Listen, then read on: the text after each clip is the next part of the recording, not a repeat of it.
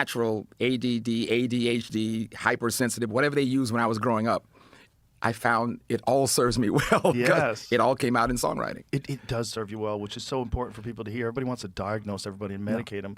I had, for sure, ADHD when I was a kid. Oh, please. I think everybody that I know that's talented and creative has ADHD, whatever that means. I tell all the parents, leave them alone. Leave them alone. Leave them alone. Leave them You know, alone. there's two types of kids, and I keep trying to tell them. There's academics. They're great.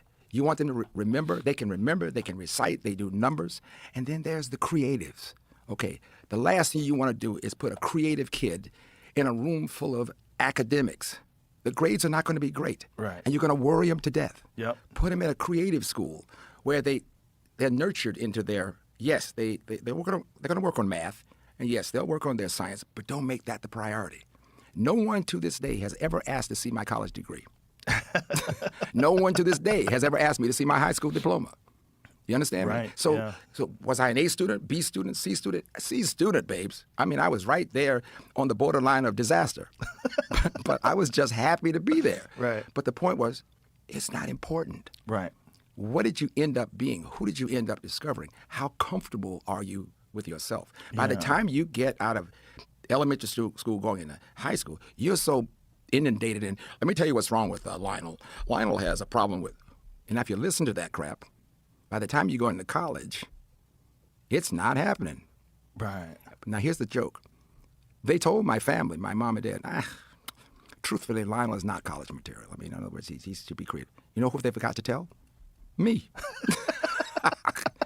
The best thing they ever did. They didn't tell me about that conversation, which means it was okay. I didn't use that as my crutch.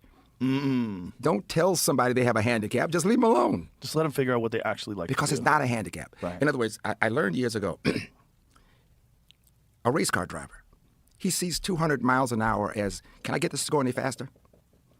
Magic Johnson, the basketball goal looks like the size of the inside of a building.